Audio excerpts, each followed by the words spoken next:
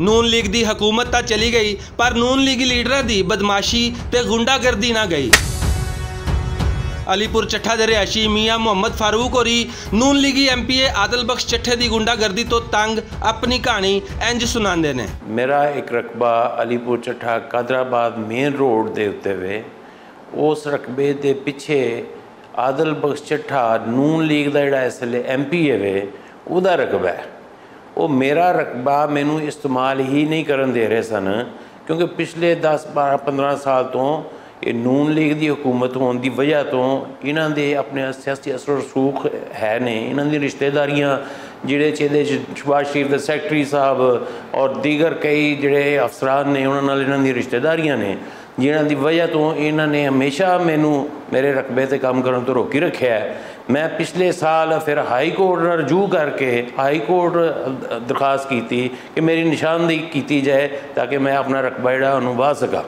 High court के हुक्म से मेरी निशानदेही हुई, मेरा रकबा मौजा सार वाले का, इन्हां दा रकबा मौजा कालगढ़ का हद नूं नखेड़ दिता गया। तहसीलदार साहब ने मौके पर निशान लवा दिते। वो निशान लवान तो बाद फिर मैं जिसले अपने रकबे से मिट्टी भरती पानी शुरू की, इन्होंने फिर अपने असर रसूख नाल मैनू रोक दिता। उस तो बाद फिर मैं पुलिस वाले जिहड़े मैनू रोकण वास्ते आए, जो उन्होंने मुतमिन कर दिता अपने सारे कागज़ दिखा के, CPO साहब को पेश हो के मैं अपने सारे कागजात दिखाए और उन्होंने इस गल नूं तस्लीम किया कि मैं उत्थे सच्चा वा। फिर मैनू फिर दोबारा मैं अपना काम शुरू किया। फिर जिसले काम शुरू किया इन्होंने फिर ज़बरदस्ती मैनू उस काम तो रोक दिता। मैं उस जगह पर जिसले 4 दीवारी बनाने की कोशिश की, मेरी ईंटां हाले भी उत्थे पईयां ने। मैनू तहसीलदार दा नायब कासद ते कदी पटवारी दौड़िया आ रहा, कदी SHO दौड़िया आ रहा कि इत्थों ईंटां चुक लो, ईंटां चुक लो, लेकिन मेरियां ईंटां हाले तक उत्थे पईयां ने, लेकिन इन्होंने लान नहीं दित्तियां।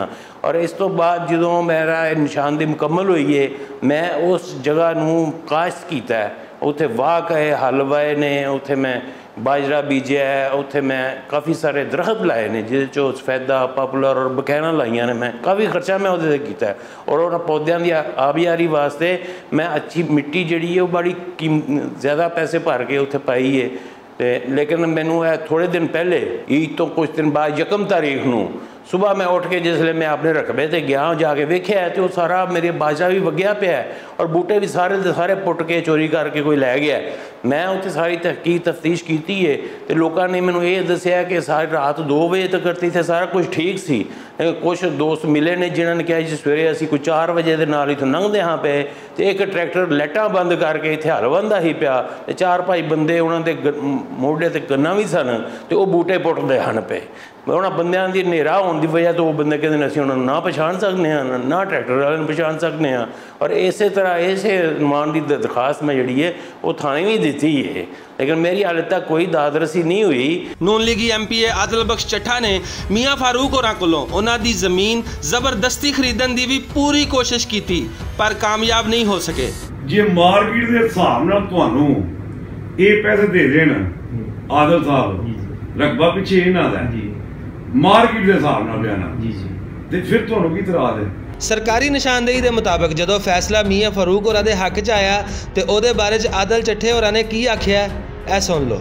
असीं ये मुका नहीं सकते जे निशानदेही सरकार ने करनी है, ये किसी दिन नहीं मुकना।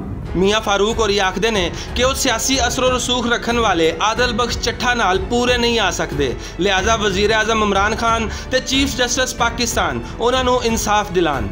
मैं यही गुजारिश करांगे कि इमरान खान साहब का जो नारा ये वे कि इंसाफ हर जगह से पहुँचेगा, तो मैं चाहना कि मेरे नाल भी ये इंसाफ करने भी उन्होंने लिए एक टेस्ट केस है कि एक बड़े बाअसर आदमी दे दस्तबुर तो मैनू बचाएंगे, अगर वो गुंडागर्दी तो मैनू बचाएंगे तो उन्होंने लिए एक टेस्ट केस होएगा और लोगों का एतमाद उन्होंने बहाल होएगा इंशाअल्लाह। पाकिस्तान विच हमेशा तो तगड़ा बंदा माड़े बंदे ते जुल्म करदा आया है, पर हुण ते पाकिस्तान विच तब्दीली आ गई है तो ये तब्दीली इंसाफ दे नां तो ही आई है।